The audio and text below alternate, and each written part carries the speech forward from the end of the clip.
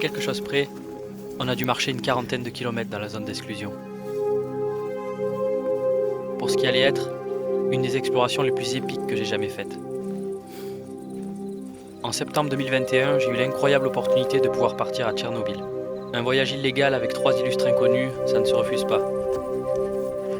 La marche est interminable, mais tellement excitante.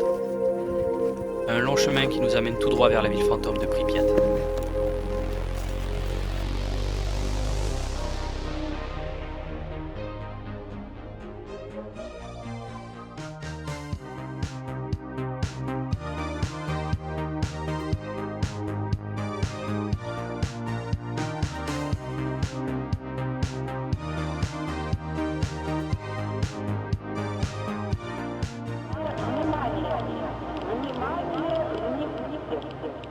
Уважаемые товарищи, городской совет народных депутатов сообщает... Après avoir fait 14 heures de marche toute la nuit, les premiers pas dans la ville sonnent comme un rêve, ou un cauchemar de notre point de vue.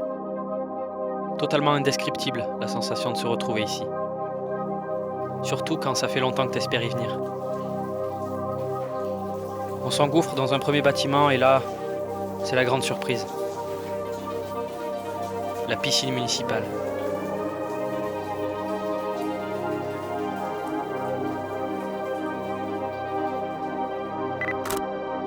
C'est devenu un endroit mythique de cette ville.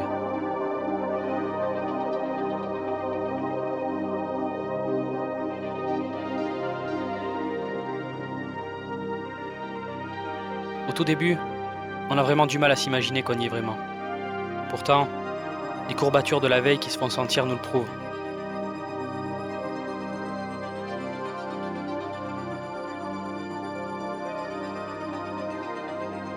Ça reste très étrange de déambuler parmi ces lieux de vie.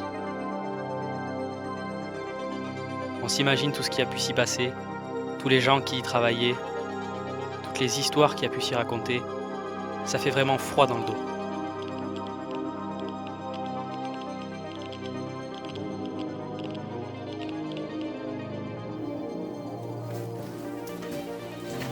Et puis, on se retrouve dans cet abri souterrain, tout droit plongé dans une ambiance de guerre froide.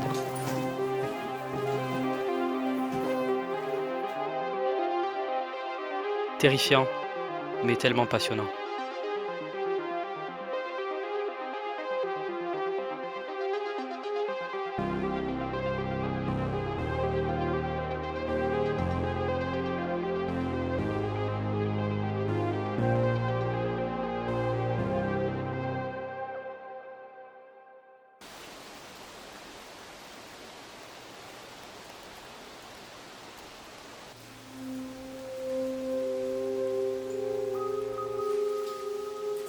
Mais qu'est-ce qui a bien pu nous motiver à faire ça?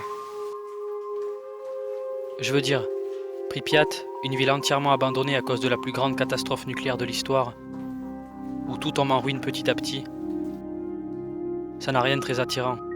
Et pourtant, si.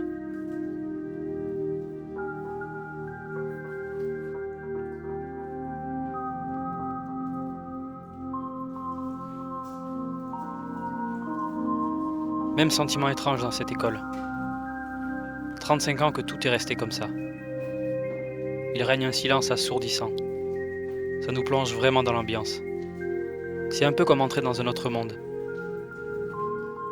On se laisse porter par la curiosité, couloir après couloir.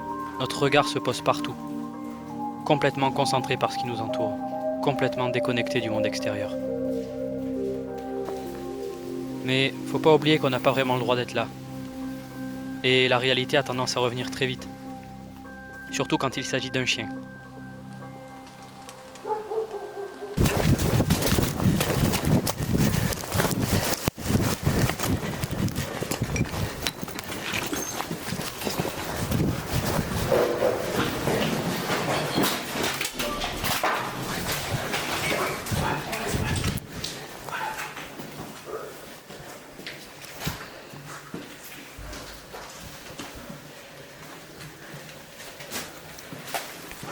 Car, vous l'auriez peut-être deviné, mais il faut normalement des autorisations pour venir dans la zone d'exclusion.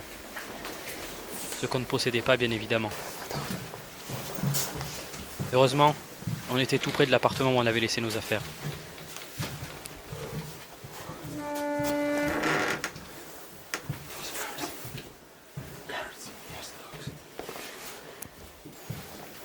Tu as vu le chien, toi? Tu les as vus? Je sais pas. C'était un petit peu, c'est pas grave. C'était pas.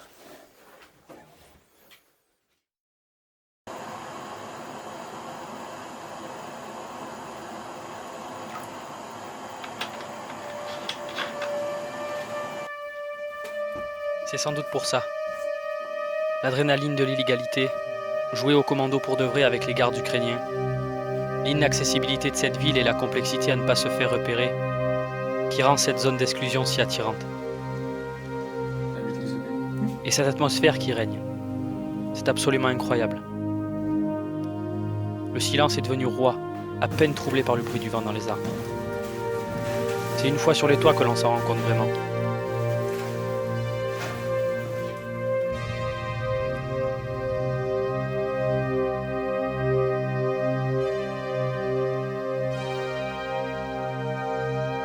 Tous ces immeubles qui surgissent de la forêt, c'est surréaliste. La nature a repris ses droits. C'est magnifique, mais tout aussi effrayant.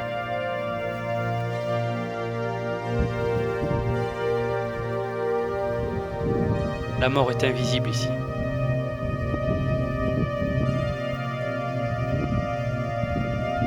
On l'aperçoit enfin, à 4 km de là, recouvert de son immense sarcophage, le réacteur numéro 4 de la centrale de Tchernobyl, qui a explosé le samedi 26 avril 1986.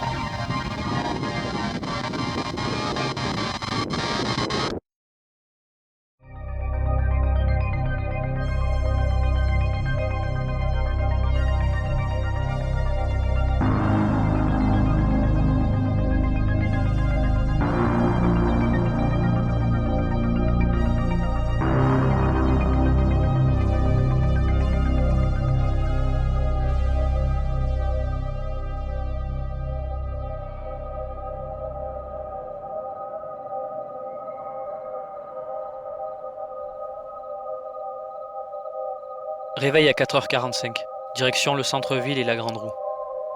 Un autre symbole de Pripyat. Éclairé par nos discrètes lampes rouges, on arpente ce qu'il reste de la Grande Place.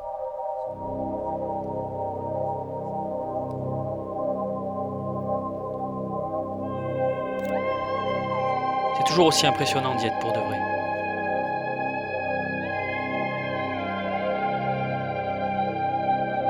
Mais au-delà de l'aventure illégale que représente cette exploration, la catastrophe de Tchernobyl est un fait historique majeur qui a profondément marqué notre société.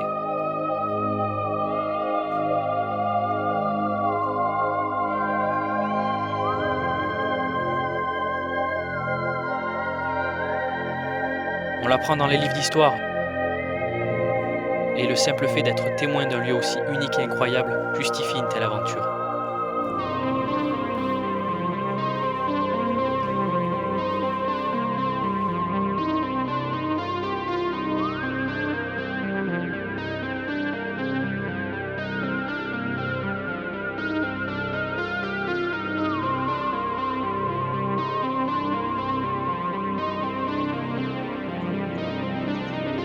Malgré les courbatures des premiers jours et les parties de cache-cache avec les gardes, on ne se lasse pas de parcourir ces lieux figés dans une autre époque.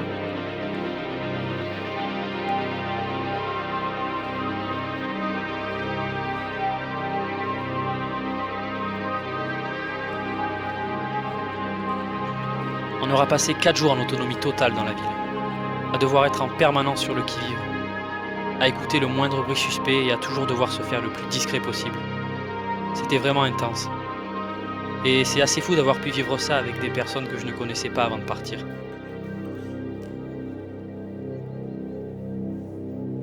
Après cette dernière journée, il est temps pour nous de rentrer à notre suite 3 étoiles pour se préparer au long chemin du retour.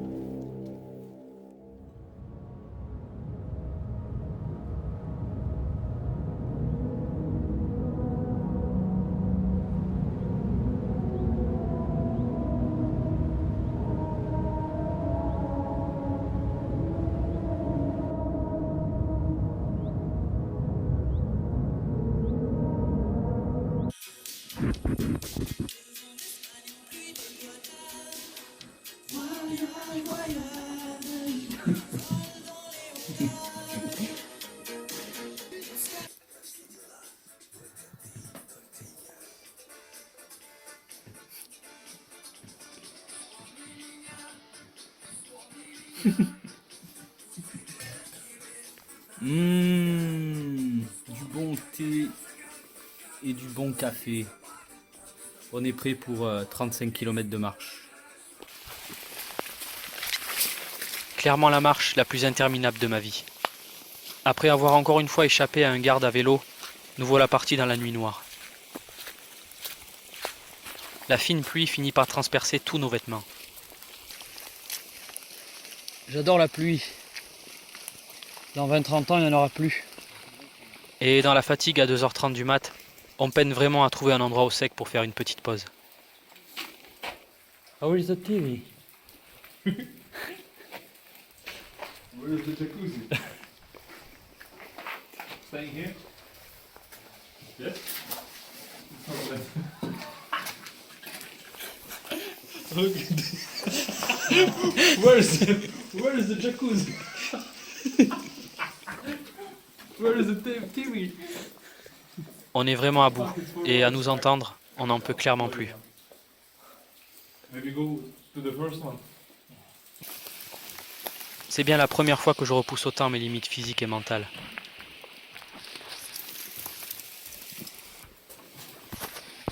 Voilà, on va pouvoir faire chauffer des trucs là. Incroyable. J'espère que moi pas avoir un succès, mais c'est ce que tu veux. Mais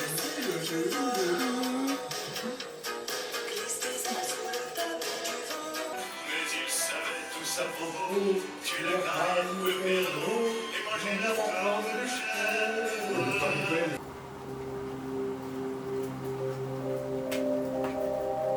Après un petit repas chaud et un semblant de sieste, c'est reparti.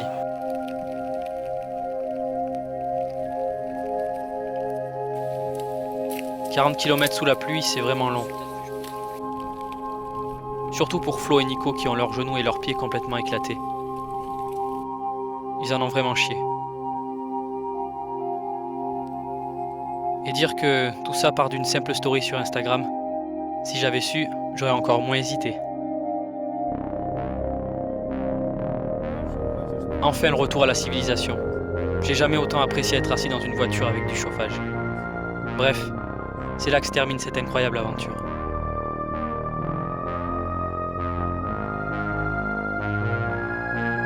Merci à Flo alias Respawn qui a organisé et rendu ce périple possible avec Nico alias Inconico et ainsi pouvoir faire les French Guide to Chernobyl avec mon French accent là. Et enfin à notre guide alias Gekon qui a su nous aiguiller entre les radiations et les gardes ukrainiens. Thanks man. Madame, monsieur, bonsoir. Et si nous parlions de Tchernobyl, voici plus d'un mois que la catastrophe s'est produite et l'on commence tout juste à imaginer les conditions de l'accident et ses conséquences. Car Moscou fournit maintenant des informations qui se font de plus en plus précises, à savoir qu'il y a 21 morts, que 299 personnes sont encore hospitalisées et que parmi elles, 80 sont d'ores et déjà condamnées à mort. Et puis il y a cette révélation d'une radiologiste d'un hôpital de Moscou qui annonce qu'un millier de personnes ont été dangereusement ou très dangereusement irradiées. Enfin, il y a ces images.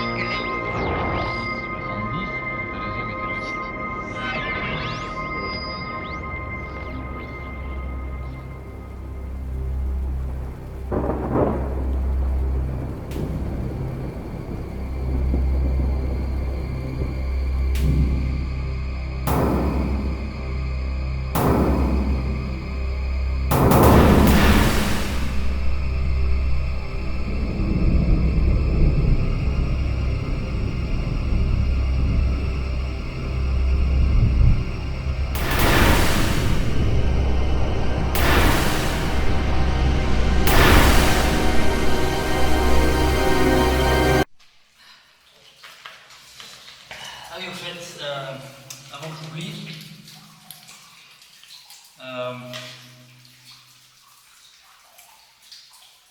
je risque de publier d'autres trucs cool par ici, donc voilà, n'hésitez pas à vous abonner, quoi.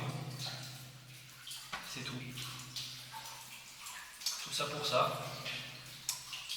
On va faire une petite photo quand même. Attention. Voilà. Bon allez. Ciao, ouais.